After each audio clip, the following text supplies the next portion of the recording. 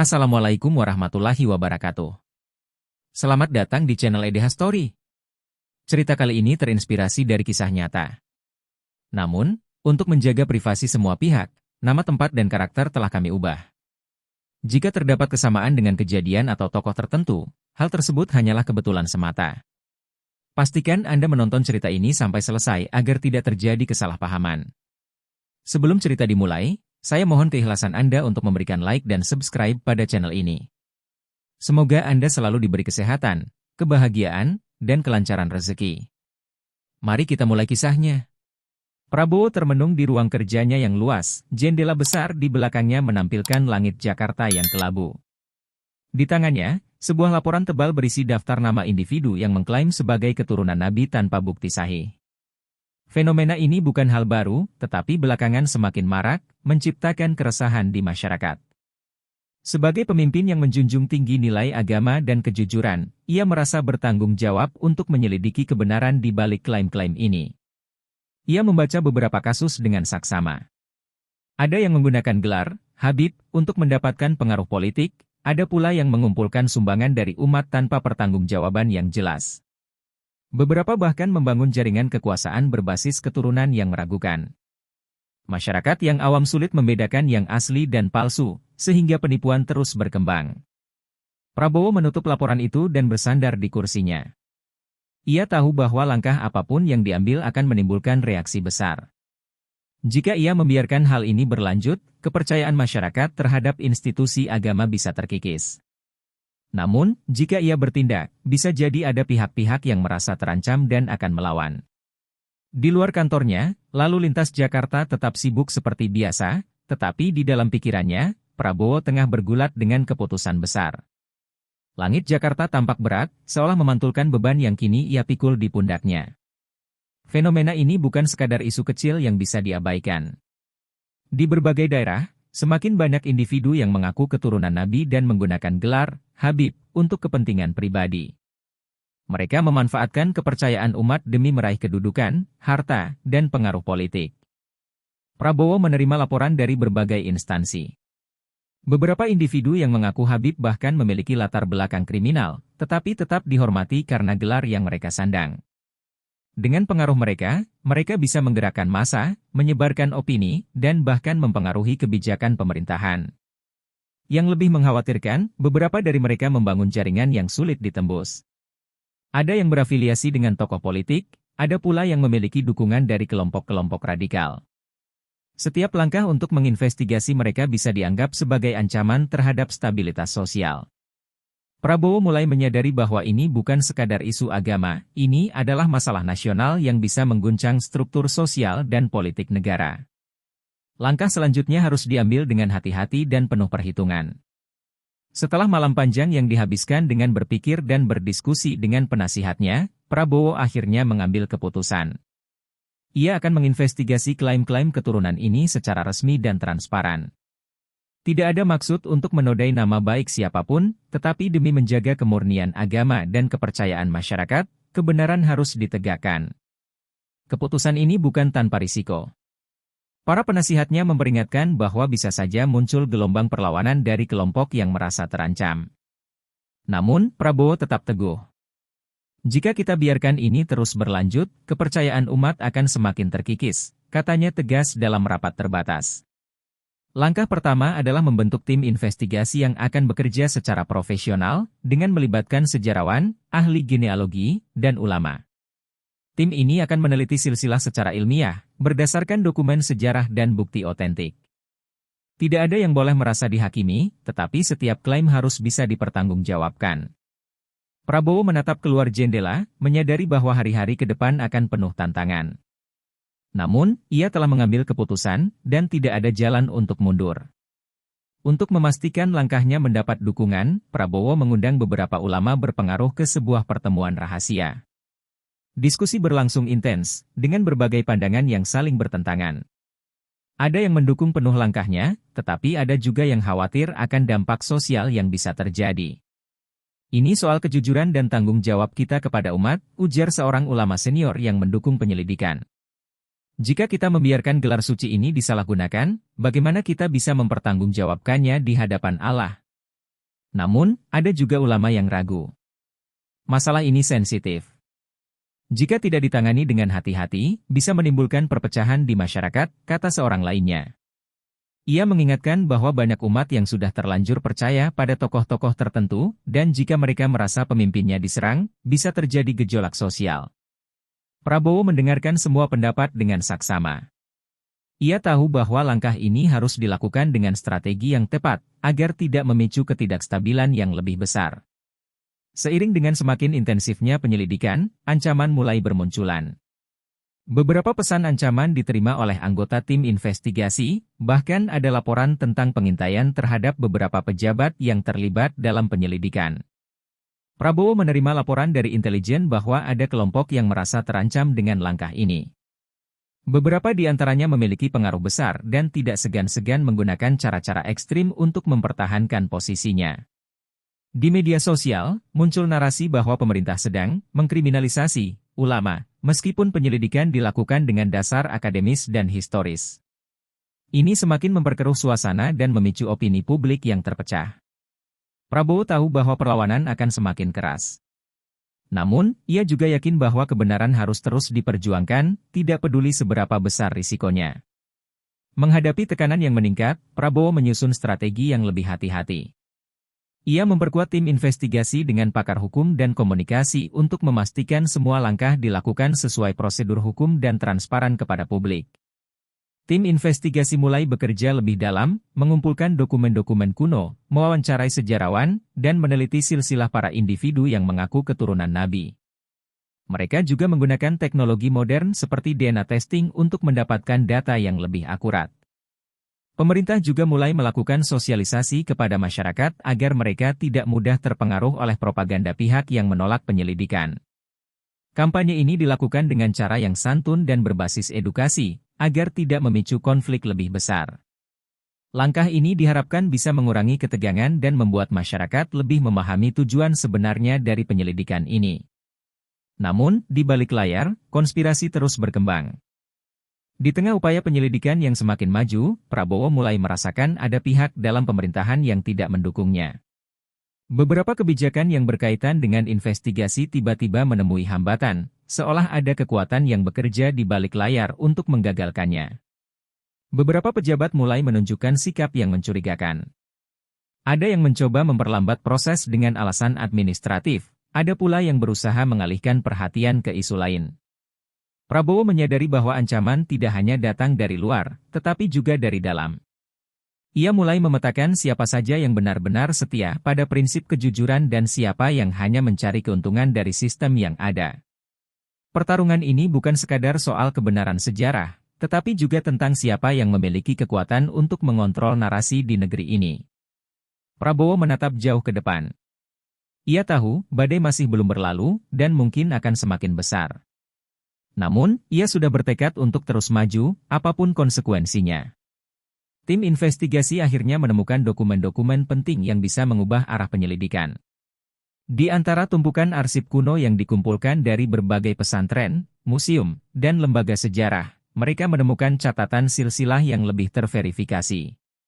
Dari 20 individu yang mengaku sebagai keturunan Nabi, hanya 5 yang memiliki bukti otentik yang dapat ditelusuri hingga generasi awal Islam. Fakta ini mencengangkan. Sebagian besar dari mereka yang selama ini dihormati sebagai Habib ternyata tidak memiliki silsilah yang jelas. Beberapa nama bahkan tidak ditemukan dalam dokumen sejarah manapun. Ada pula yang hanya mencantumkan nama leluhur mereka hingga 3-4 generasi ke belakang, tanpa ada hubungan langsung dengan nasab Rasulullah. Temuan ini memperkuat dugaan bahwa ada pihak-pihak yang sengaja memanipulasi identitas mereka demi mendapatkan status dan keuntungan tertentu. Beberapa orang bahkan mengubah nama keluarga mereka di masa lalu agar terdengar lebih dekat dengan garis keturunan Nabi. Bukti-bukti ini terlalu kuat untuk diabaikan, dan Prabowo tahu bahwa pengumuman resmi akan menimbulkan guncangan besar. Namun, pertanyaan terbesar kini muncul, siapa yang berada di balik manipulasi besar-besaran ini? Apakah ini hanya ulah individu yang ingin mencari keuntungan, atau ada jaringan yang lebih besar yang sengaja menciptakan sistem ini? Prabowo menyadari bahwa penyelidikan ini baru saja menyentuh permukaan dari sesuatu yang jauh lebih dalam. Saat tim investigasi menggali lebih jauh, mereka menemukan bahwa banyak dari mereka yang mengaku keturunan Nabi ternyata tidak bisa melacak leluhurnya lebih dari beberapa generasi ke belakang.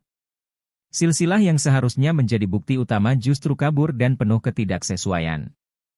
Beberapa nama yang sering disebut sebagai leluhur ternyata tidak ditemukan dalam catatan sejarah manapun. Bahkan ada kasus di mana dua orang yang mengaku berasal dari garis keturunan yang sama ternyata memiliki silsilah yang berbeda. Ini membuktikan bahwa ada penyimpangan dalam pencatatan atau bahkan pemalsuan yang disengaja. Seorang ahli genealogi yang terlibat dalam penyelidikan mengungkapkan bahwa sebagian besar klaim ini tidak didukung oleh dokumen resmi, tetapi hanya berdasarkan cerita turun-temurun. Tanpa bukti tertulis yang sahih, klaim ini tidak lebih dari mitos yang terus diwariskan, ujarnya dalam salah satu pertemuan tim investigasi. Prabowo semakin yakin bahwa ia harus membawa temuan ini ke publik. Namun, ia juga sadar bahwa tidak semua orang akan menerimanya dengan mudah. Banyak yang sudah terlalu lama percaya pada klaim-klaim ini, dan menggugatnya berarti mengguncang keyakinan mereka. Seiring dengan semakin banyaknya bukti yang ditemukan, Prabowo menyadari bahwa ada kekuatan besar yang berusaha menggagalkan penyelidikannya. Bukan hanya individu atau kelompok kecil, tetapi juga pihak-pihak dengan kepentingan politik yang merasa terancam dengan pengungkapan kebenaran ini. Beberapa anggota tim investigasi mulai menerima ancaman, baik secara langsung maupun tidak langsung. Ada yang ditekan oleh pihak tertentu untuk menghentikan pekerjaannya, ada juga yang menerima pesan misterius agar tidak ikut campur dalam urusan yang lebih besar dari mereka. Lebih mengejutkan lagi, beberapa tokoh politik mulai bersuara menentang penyelidikan ini. Mereka menyebut bahwa pemerintah tidak seharusnya mencampuri urusan agama dan menyarankan agar investigasi ini dihentikan demi menjaga ketenangan masyarakat. Prabowo tahu ini bukan sekadar kekhawatiran sosial, mereka takut kehilangan alat politik yang selama ini mereka gunakan. Namun, bagi Prabowo, mundur bukan pilihan. Ia sadar bahwa konspirasi ini sudah mengakar begitu dalam, dan satu-satunya cara untuk menghentikannya adalah dengan membawa semua bukti ke hadapan rakyat. Ketika berita tentang penyelidikan ini mulai bocor ke publik, media sosial menjadi arena perdebatan sengit. Berbagai opini muncul, menciptakan dua kubu yang semakin hari semakin berseberangan. Di satu sisi, ada yang mendukung penuh langkah Prabowo. Mereka menganggap investigasi ini penting untuk menjaga kejujuran dan kemurnian agama. Banyak tokoh intelektual dan akademisi yang angkat bicara, menekankan pentingnya penelitian ilmiah dalam menentukan kebenaran sejarah. Namun, di sisi lain, ada yang menolak keras penyelidikan ini. Mereka menyebutnya sebagai upaya untuk mendiskreditkan ulama dan merusak kehormatan keturunan Nabi. Banyak akun anonim yang mulai menyebarkan narasi bahwa pemerintah sedang berusaha menghancurkan Islam dengan mengintervensi urusan keturunan Rasulullah. Prabowo tahu bahwa perang opini ini bisa berdampak besar. Jika tidak ditangani dengan baik, masyarakat bisa terpecah, dan itu adalah hal terakhir yang ia inginkan. Namun, ia juga tahu bahwa menyerah bukanlah pilihan. Merasa terancam, beberapa tokoh yang selama ini menikmati status mereka sebagai Habib mulai melancarkan serangan balik. Mereka menggelar konferensi pers, menuduh Prabowo sebagai pemimpin yang tidak menghormati ulama dan menganggap penyelidikannya sebagai bentuk penghinaan terhadap Islam. Di berbagai forum, mereka menyebut bahwa investigasi ini adalah fitnah besar yang bertujuan untuk merusak hubungan antara ulama dan umat. Beberapa dari mereka bahkan mengklaim bahwa langkah ini merupakan bagian dari agenda asing untuk melemahkan Islam di Indonesia. Taktik ini cukup efektif. Banyak masyarakat yang terpengaruh dan mulai meragukan niat Prabowo. Bahkan beberapa orang yang awalnya mendukung mulai mempertanyakan apakah langkah ini benar-benar diperlukan. Namun, Prabowo tetap teguh. Ia meminta tim komunikasinya untuk terus menyampaikan fakta dan bukti yang telah dikumpulkan. Baginya, kebenaran tidak boleh dikalahkan oleh propaganda. Gelombang protes mulai muncul di berbagai daerah. Ribuan orang turun ke jalan, menuntut agar investigasi dihentikan. Mereka membawa spanduk bertuliskan, "Hentikan fitnah terhadap keturunan Nabi," dan meneriakkan slogan-slogan yang menuntut Prabowo untuk menarik kembali langkahnya. Di Jakarta, demonstrasi semakin besar. Kelompok yang menentang penyelidikan mulai menggerakkan massa, menciptakan tekanan politik yang semakin meningkat. Beberapa tokoh politik bahkan mulai memanfaatkan situasi ini untuk melemahkan posisi Prabowo. Namun, Prabowo tetap pada pendiriannya. Ia memahami bahwa demonstrasi adalah hak rakyat, tetapi ia juga tidak akan membiarkan penyelidikan ini dihentikan hanya karena tekanan massa. Ia memerintahkan aparat untuk tetap menjaga keamanan, tetapi tidak bertindak represif. Badai semakin besar, tetapi Prabowo yakin bahwa ia berada di jalur yang benar. Di balik layar, tekanan politik semakin kuat. Beberapa pejabat tinggi mulai mendesak Prabowo untuk mundur dari penyelidikan ini demi menghindari ketegangan yang lebih besar. Mereka berpendapat bahwa mempertahankan penyelidikan ini hanya akan memperburuk situasi dan berisiko menciptakan instabilitas nasional. Prabowo menerima berbagai laporan tentang upaya lobi politik yang dilakukan oleh pihak-pihak yang menolak penyelidikan. Ada tawaran kompromi, ada ancaman terselubung, bahkan ada bisikan bahwa posisinya bisa terancam jika terus melanjutkan langkah ini. Namun, bagi Prabowo, ini bukan soal politik atau kekuasaan. Ini tentang kebenaran dan keadilan bagi masyarakat. Ia tahu bahwa ia akan menghadapi lebih banyak tantangan ke depan, tetapi ia telah bertekad untuk tidak mundur. Langit Jakarta semakin berat, tetapi Prabowo siap menghadapi badai yang akan datang. Pagi itu, suasana di Istana Negara mendadak tegang. Sebuah paket misterius ditemukan di gerbang utama dengan tulisan tangan kasar di atasnya, "Hentikan penyelidikan atau kalian akan merasakan akibatnya." Tim keamanan segera mengamankan paket tersebut dan memanggil unit penjinak bom. Setelah diperiksa, ternyata di dalamnya terdapat selembar foto yang mengerikan, foto beberapa anggota tim investigasi dengan tanda silang merah di wajah mereka.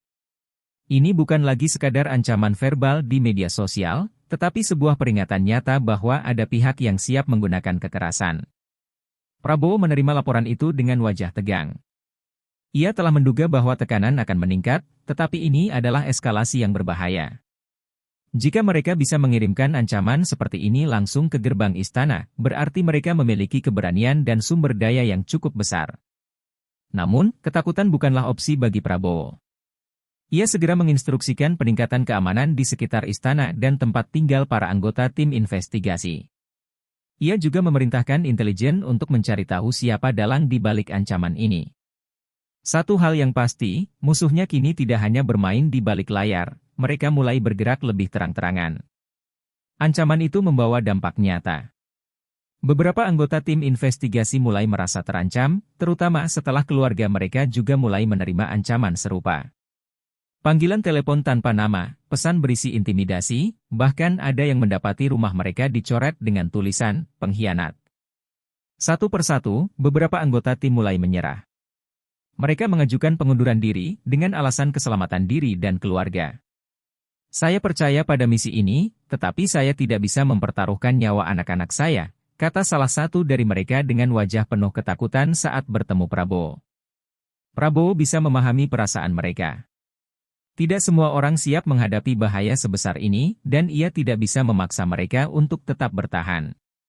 Namun, setiap anggota yang mundur membuat posisinya semakin sulit. Tim investigasi yang seharusnya semakin kuat justru semakin rapuh karena tekanan dari luar. Namun, Prabowo tidak boleh berhenti. Ia segera mencari pengganti bagi mereka yang mundur, terutama dari kalangan ahli sejarah dan ulama yang masih memiliki keberanian untuk tetap berdiri di garis depan. Bagaimanapun juga, pertempuran ini belum berakhir. Meski kehilangan beberapa anggota timnya, Prabowo tidak menunjukkan tanda-tanda gentar. Justru, setiap ancaman yang datang hanya semakin menguatkan tekadnya. Jika kita menyerah sekarang, kita membiarkan kebohongan terus berlanjut.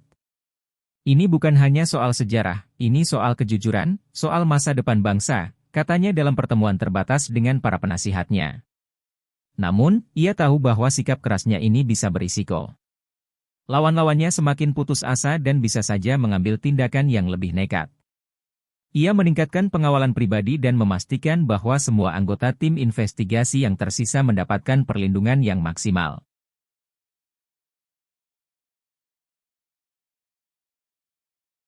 Di hadapan publik, ia tetap berbicara dengan tenang dan penuh keyakinan. Ia memastikan bahwa penyelidikan ini tidak ditujukan untuk menyerang agama atau keturunan siapapun, melainkan untuk meluruskan sejarah. Kita tidak ingin ada yang merasa ditipu. Kita hanya ingin memastikan bahwa kebenaran berdiri di atas segalanya, ucapnya dalam sebuah wawancara eksklusif. Meski badai terus menerpa, Prabowo tetap teguh. Ia sadar, jika ia goyah sekarang, maka perjuangan ini akan sia-sia.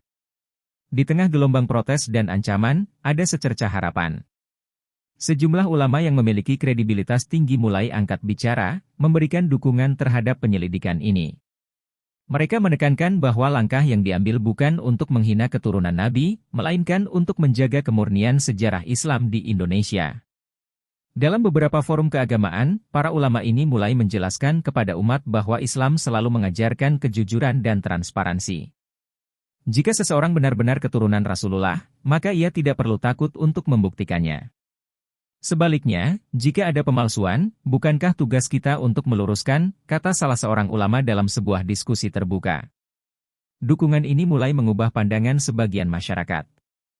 Beberapa yang awalnya menentang penyelidikan mulai mempertimbangkan kembali sikap mereka. Namun, ini juga berarti bahwa perlawanan dari pihak yang menolak investigasi semakin meningkat. Para ulama yang mendukung mulai menerima ancaman serupa. Beberapa bahkan diminta untuk diam atau menghadapi konsekuensi.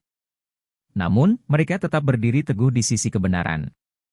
Demonstrasi yang awalnya damai kini mulai berubah menjadi aksi yang lebih keras. Di beberapa kota besar, kelompok-kelompok yang menolak penyelidikan mulai melakukan tindakan anarkis, membakar ban di jalanan, merusak kantor pemerintahan, bahkan menyerang beberapa tokoh yang mendukung investigasi. Di Jakarta, situasi semakin memanas. Seorang anggota tim investigasi nyaris menjadi korban serangan di jalan, beruntung aparat kepolisian berhasil menyelamatkannya tepat waktu. Namun, kejadian ini menunjukkan bahwa lawan mereka tidak akan berhenti hanya dengan ancaman verbal. Prabowo segera mengadakan rapat darurat dengan aparat keamanan. Ia tidak ingin menggunakan kekerasan terhadap para demonstran, tetapi ia juga tidak bisa membiarkan situasi terus memburuk. Kita harus tetap mengedepankan hukum dan ketertiban, tetapi jangan sampai kita terpancing untuk bertindak berlebihan, katanya kepada kepala kepolisian. Namun, ia tahu bahwa musuhnya kini semakin putus asa. Dan ketika seseorang berada di titik putus asa, mereka bisa melakukan apa saja. Sementara situasi di lapangan semakin panas, perang opini di media sosial dan televisi juga semakin liar. Beberapa media mulai menggiring narasi bahwa Prabowo sedang berusaha menekan ulama dan merusak harmoni umat Islam di Indonesia. Influencer dan tokoh-tokoh berpengaruh di media sosial mulai menyebarkan teori konspirasi, menyebut bahwa ada kepentingan asing di balik penyelidikan ini. Masyarakat semakin bingung, tidak tahu mana yang benar dan mana yang hanya propaganda. Namun, di sisi lain, media yang mendukung transparansi mulai mengungkap bukti-bukti yang ditemukan tim investigasi.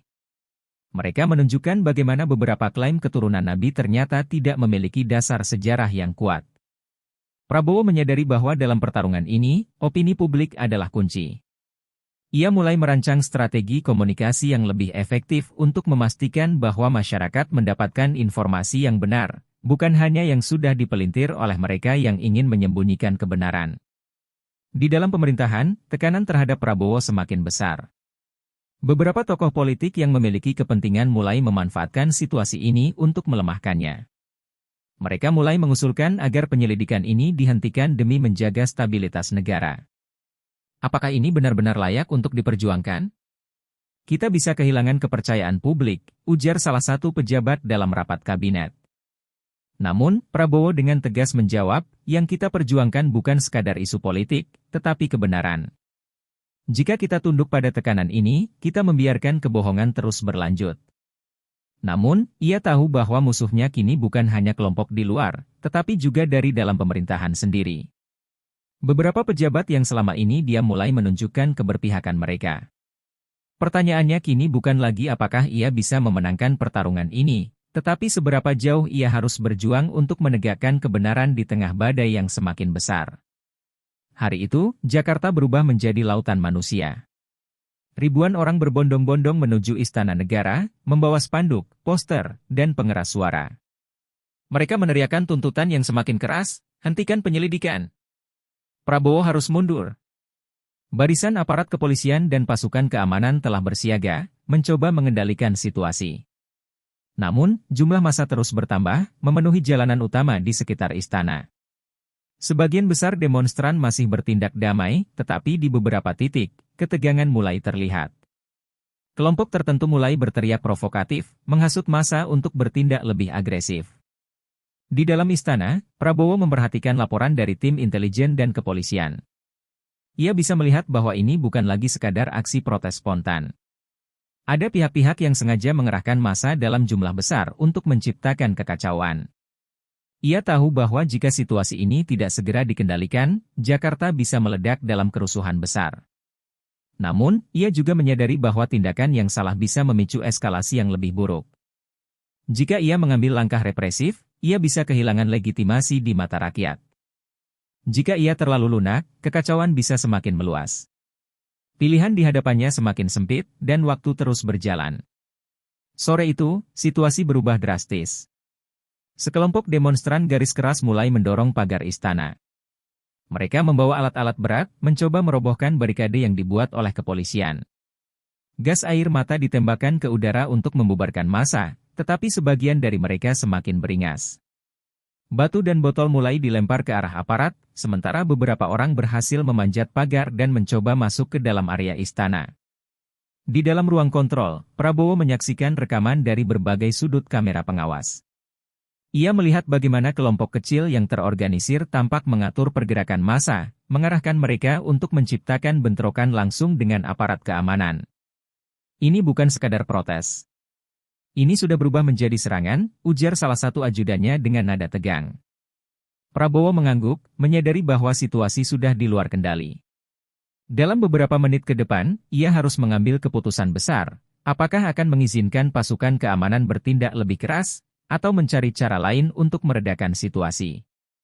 Di tengah kepanikan yang meningkat, Prabowo mengumpulkan petinggi militer, kepolisian, dan kepala intelijen. Pilihan di hadapannya sangat berat. Jika ia memberikan perintah untuk membubarkan massa dengan kekuatan penuh, ia berisiko dituduh sebagai pemimpin otoriter yang menindas rakyat. Tetapi jika ia tidak bertindak, istana bisa jatuh ke tangan perusuh. Apa kita harus turunkan pasukan cadangan? Tanya seorang jenderal. Prabowo menatap layar besar di depannya. Di luar, bentrokan semakin sengit. Kepulan asap mulai terlihat di beberapa titik. Ia menarik napas dalam, lalu menggeleng. Kita harus tetap menahan diri. Jangan ada peluru tajam. Jangan sampai kita terjebak dalam permainan mereka. Sebagai gantinya, ia memerintahkan pengerahan pasukan tambahan dengan tameng dan water cannon untuk memukul mundur para perusuh tanpa pertumpahan darah. Di saat yang sama, ia meminta juru bicara kepresidenan untuk mengeluarkan pernyataan resmi bahwa pemerintah masih terbuka untuk dialog dengan para demonstran. Namun, ia tahu bahwa keputusan ini hanya menunda badai yang lebih besar. Lawannya tidak akan berhenti di sini. Di tengah kekacauan, tim investigasi mencapai titik kritis dalam penyelidikan mereka. Mereka menemukan dokumen yang mengungkap skema besar di balik fenomena para Habib palsu. Dari bukti yang terkumpul, ternyata ada jaringan kuat yang telah lama menggunakan gelar Habib sebagai alat untuk mengendalikan politik dan ekonomi. Mereka bukan hanya memanfaatkan status tersebut untuk mendapatkan kepercayaan masyarakat, tetapi juga untuk menguasai sektor bisnis, mengatur opini publik, bahkan menanamkan pengaruh dalam pemerintahan. Lebih mengejutkan lagi, beberapa tokoh politik ternama ternyata memiliki hubungan langsung dengan jaringan ini. Ada bukti transaksi keuangan mencurigakan, pertemuan rahasia, dan lobi politik yang selama ini tersembunyi di balik narasi agama. Prabowo membaca laporan itu dengan rahang mengeras. Ini bukan lagi sekadar masalah keturunan Nabi, ini adalah permainan kekuasaan yang telah berlangsung selama puluhan tahun. Dan sekarang, ia telah mengguncang fondasi sistem itu. Dalam suasana yang semakin panas, sebuah kebocoran informasi mengguncang situasi. Dokumen investigasi yang seharusnya masih dirahasiakan tiba-tiba muncul di media sosial dan beberapa portal berita independen. Data tersebut mengungkap bagaimana jaringan tertentu telah memanfaatkan gelar Habib untuk kepentingan politik dan ekonomi. Beberapa nama besar disebut secara langsung, termasuk tokoh-tokoh yang memiliki pengaruh besar di pemerintahan dan dunia bisnis. Bukti transfer mencurigakan, pertemuan rahasia, serta jaringan yang mengakar kuat selama puluhan tahun kini terbuka untuk publik. Reaksi masyarakat beragam. Sebagian mulai mempertanyakan kebenaran klaim keturunan yang selama ini mereka percayai, sementara sebagian lainnya marah dan menganggap ini sebagai fitnah yang dibuat untuk mendiskreditkan ulama. Media sosial menjadi medan perang dengan berbagai narasi yang bertabrakan. Di sisi lain, Prabowo dan timnya mulai menyelidiki dari mana kebocoran ini berasal. Apakah ada orang dalam yang berkhianat? Ataukah ini adalah upaya lawan-lawan politiknya untuk mempercepat kejatuhannya? Satu hal yang pasti, informasi ini telah membuat keadaan semakin tidak terkendali. Sementara publik masih terpecah oleh bocornya informasi, kekuatan politik di balik layar mulai bergerak. Sejumlah tokoh oposisi dan pejabat yang merasa terancam mulai mengatur strategi untuk menjatuhkan Prabowo secara politik. Di parlemen, beberapa anggota mulai menggulirkan mosi tidak percaya. Mereka menggunakan narasi bahwa Prabowo telah menciptakan ketidakstabilan nasional dengan penyelidikannya yang kontroversial. Media yang dikendalikan oleh lawan-lawan politiknya mulai menyebarkan opini bahwa kepemimpinannya telah gagal menjaga persatuan bangsa. Di dalam pemerintahan sendiri, beberapa menteri dan pejabat tinggi mulai menjauhkan diri. Mereka tidak ingin ikut tenggelam dalam badai politik yang sedang terjadi. Prabowo mulai menyadari bahwa ia tidak hanya menghadapi tekanan dari luar, tetapi juga dari dalam lingkaran kekuasaannya sendiri. Dalam pertemuan tertutup, seorang penasihatnya memberi peringatan serius. Ini bukan lagi soal penyelidikan, Pak. Ini sudah menjadi pertempuran untuk menjatuhkan Anda. Jika Anda terus maju, mereka akan menggunakan segala cara untuk menyingkirkan Anda dari kursi kepemimpinan. Prabowo mendengar kata-kata itu dengan wajah dingin. Ia tahu bahwa keputusannya akan menentukan masa depan, bukan hanya bagi dirinya, tetapi bagi seluruh negeri. Malam itu, di ruang kerjanya, Prabowo duduk sendirian, menatap laporan terakhir dari timnya. Di tangannya, ada dua opsi yang sama-sama berat. Opsi pertama, melanjutkan penyelidikan. Ini berarti ia harus menghadapi risiko yang lebih besar, demonstrasi yang semakin tak terkendali, tekanan dari parlemen, bahkan kemungkinan dijatuhkan oleh lawan-lawan politiknya. Jika ia memilih jalan ini, ia harus siap menghadapi pertempuran besar. Opsi kedua, menghentikan penyelidikan. Ini akan menenangkan situasi dan mungkin menyelamatkan posisinya untuk sementara waktu. Namun, ini juga berarti bahwa kebenaran akan terkubur. Jaringan yang selama ini memanfaatkan agama untuk kepentingan pribadi akan tetap berkuasa, dan perjuangannya akan berakhir sia-sia. Ia menarik napas panjang. Di luar istana, ribuan orang masih berunjuk rasa. Di dalam pemerintahan, musuh-musuhnya semakin berani. Tapi ia tidak bisa mundur begitu saja. Lalu, dengan tatapan penuh tekad, ia membuat keputusan. Prabowo berdiri di depan jendela kantornya, menatap langit Jakarta yang kelam. Suara demonstrasi masih bergema di kejauhan, sementara berita tentang meningkatnya tekanan politik terus membanjiri layar televisi. Ini adalah momen yang menentukan, apakah ia akan mundur atau maju tanpa ragu. Setelah berhari-hari mempertimbangkan segala konsekuensi, ia akhirnya mengambil keputusan. Penyelidikan harus berlanjut. Ia tidak akan menyerah pada tekanan atau ancaman. Namun, ia tahu bahwa pendekatannya harus berubah. Jika ia ingin menegakkan kebenaran tanpa membuat bangsa ini semakin terpecah, ia harus menemukan cara yang lebih cerdas untuk menghadapi situasi ini. Ia segera memanggil timnya. Kita akan mengungkap semua bukti, tetapi dengan cara yang tidak memberi celah bagi mereka untuk memutarbalikkan fakta. Saya ingin konferensi pers dijadwalkan, dan semua dokumen valid yang kita miliki harus disiapkan dengan baik. Malam itu, ia menghubungi beberapa ulama yang masih mendukungnya. Mereka sepakat untuk membantu menjelaskan kepada publik bahwa penyelidikan ini bukanlah serangan terhadap agama, melainkan langkah untuk membersihkan nama baik keturunan Nabi yang sesungguhnya. Dalam waktu 48 jam, Prabowo akan menghadapi rakyatnya, dan kebenaran akan terungkap. Keesokan harinya, Prabowo mengundang perwakilan demonstran ke dalam istana untuk berdialog. Ini adalah langkah berani, membiarkan mereka yang paling vokal menentangnya untuk berbicara langsung di hadapannya. Di ruang pertemuan besar, ketegangan terasa begitu pekat. Para pemimpin demonstran menatapnya dengan ekspresi penuh kemarahan dan curiga. Salah satu dari mereka, seorang pria berusia 50-an dengan sorban hijau, berbicara dengan suara lantang, "Mengapa Anda mengusik sesuatu yang suci? Apakah Anda ingin merendahkan keturunan Rasulullah?" Prabowo menatapnya tajam, lalu menjawab dengan tenang, "Justru karena saya menghormati keturunan Nabi, saya tidak ingin ada orang yang menggunakan nama beliau untuk kepentingan pribadi. Jika mereka memang keturunan sejati, mereka tidak perlu takut pada kebenaran." Diskusi berlangsung panas, tetapi perlahan, sebagian dari mereka mulai mendengar argumen Prabowo. Ia tidak ingin menghancurkan siapapun, ia hanya ingin memastikan bahwa kebenaran tidak dikaburkan oleh kepentingan politik dan ekonomi. Namun, tidak semua orang bisa diyakinkan begitu saja. Di luar, ribuan orang masih berunjuk rasa. Keputusan akhir Prabowo akan segera diuji di hadapan publik. Sore itu, konferensi pers yang dinantikan pun dimulai. Ruangan penuh dengan wartawan dari dalam dan luar negeri, serta disiarkan secara langsung ke seluruh Indonesia. Prabowo melangkah ke podium, lalu dengan suara tegas berkata, "Hari ini, saya akan mengungkapkan fakta-fakta yang selama ini disembunyikan dari masyarakat." Layar besar di belakangnya mulai menampilkan dokumen-dokumen investigasi.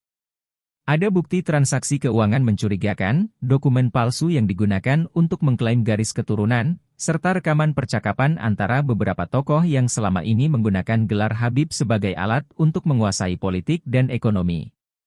Tak hanya itu, tim investigasi juga berhasil mendapatkan pernyataan dari beberapa individu yang mengaku dipaksa atau dibayar untuk mengaku sebagai keturunan Nabi. Kesaksian mereka mengejutkan banyak pihak dan mengguncang kepercayaan masyarakat terhadap beberapa tokoh terkenal. Di media sosial, video konferensi pers ini langsung menjadi viral. Banyak yang terkejut, marah, dan bahkan merasa dikhianati. Narasi yang selama ini dijaga rapat-rapat akhirnya runtuh di hadapan bukti yang tak terbantahkan. Namun, meskipun banyak yang mulai menerima kenyataan, masih ada kelompok yang menolak mentah-mentah fakta ini dan berusaha mempertahankan kebohongan mereka. Reaksi terhadap pengungkapan ini sangat beragam. Di beberapa kota, pendukung Prabowo merayakan keberaniannya dalam membongkar kebohongan besar yang telah berlangsung selama bertahun-tahun. Tetapi di sisi lain, kelompok yang merasa terancam semakin agresif. Mereka menuduh pemerintah telah merekayasa bukti, dan mulai menyebarkan teori konspirasi bahwa ini adalah upaya untuk menghancurkan Islam. Bentrokan kecil terjadi di beberapa daerah antara kelompok pro dan kontra. Namun, di tengah kekacauan ini, ada satu hal yang jelas, banyak masyarakat yang mulai berpikir ulang. Mereka yang dulu membela para Habib palsu, kini mulai mempertanyakan segalanya. Untuk pertama kalinya, kesadaran mulai tumbuh di tengah kebisingan politik dan propaganda. Prabowo tetap waspada. Ia tahu bahwa meskipun bukti telah diungkapkan, masih ada perlawanan yang harus dihadapi. Tetapi satu hal yang pasti, ia tidak akan mundur. Dengan dukungan dari ulama yang kredibel dan akademisi sejarah, pemerintah mulai melakukan pembersihan terhadap individu yang terbukti melakukan penipuan dengan mengatasnamakan keturunan Nabi. Beberapa tokoh terkenal yang terlibat dalam skandal ini dipanggil untuk diperiksa. Lembaga hukum mulai bergerak, menyelidiki kasus-kasus penipuan, pencucian uang, dan penyalahgunaan kekuasaan yang terkait dengan jaringan ini. Prabowo juga membentuk tim khusus untuk menyusun sistem verifikasi yang lebih ketat mengenai klaim keturunan Nabi, dengan melibatkan pakar sejarah Islam dan ahli genealogi. Tujuannya bukan untuk menolak eksistensi keturunan Nabi, tetapi untuk memastikan bahwa gelar tersebut tidak digunakan untuk kepentingan politik dan ekonomi yang merugikan rakyat. Langkah ini menuai pujian dari banyak kalangan, tetapi juga tetap mendapatkan perlawanan dari pihak-pihak yang merasa kepentingan mereka terancam. Namun, perubahan telah dimulai, dan tidak ada jalan untuk kembali. Beberapa bulan setelah investigasi ditutup, dampaknya masih terasa di seluruh negeri. Banyak masyarakat yang mulai lebih kritis terhadap klaim keturunan Nabi dan tidak lagi mudah percaya pada gelar-gelar yang digunakan tanpa bukti. Di dunia politik, banyak tokoh yang kehilangan pengaruhnya setelah nama mereka terbongkar dalam penyelidikan. Sementara itu, hubungan antara pemerintah dan kelompok agama mulai berangsur membaik setelah dijelaskan bahwa penyelidikan ini bukan untuk menyerang agama, tetapi untuk menjaga kemurnian sejarah. Namun, masih ada luka yang belum sembuh. Banyak pihak yang merasa kecewa dan marah dengan kenyataan yang terungkap. Butuh waktu bagi masyarakat untuk benar-benar menerima perubahan ini. Prabowo sadar bahwa pertempuran ini mungkin sudah dimenangkan, tetapi perang melawan kepalsuan dan manipulasi akan terus berlangsung. Fajar menyingsing di Jakarta, membawa cahaya ke kota yang selama berbulan-bulan dilanda ketegangan. Prabowo berdiri di balkon istana, menatap jalanan yang dulu dipenuhi demonstrasi. Kini, suasana lebih tenang, meskipun masih ada riak-riak kecil di berbagai penjuru negeri. Ia menghela napas panjang, merenungkan perjalanan panjang yang telah dilaluinya. Penyelidikan ini telah mengguncang sistem, membuka mata banyak orang, dan mengungkap kebenaran yang selama ini tersembunyi. Namun, ia tahu bahwa perjuangannya belum berakhir. Ada luka di masyarakat yang butuh waktu untuk sembuh, ada kepentingan yang masih berusaha bertahan, dan ada tantangan baru yang pasti akan muncul. Di belakangnya, para penasihat dan anggota timnya mulai berdatangan, siap dengan laporan-laporan terbaru. Beberapa kebijakan baru harus segera dijalankan, termasuk reformasi sistem keagamaan dan politik agar kejadian serupa tidak terulang di masa depan. Prabowo berbalik, lalu melangkah dengan tegap. Jakarta mungkin telah melewati badai, tetapi tantangan selalu ada di depan. Dengan langit yang kini lebih terang, Prabowo bersiap menghadapi masa depan, tanpa takut, tanpa ragu.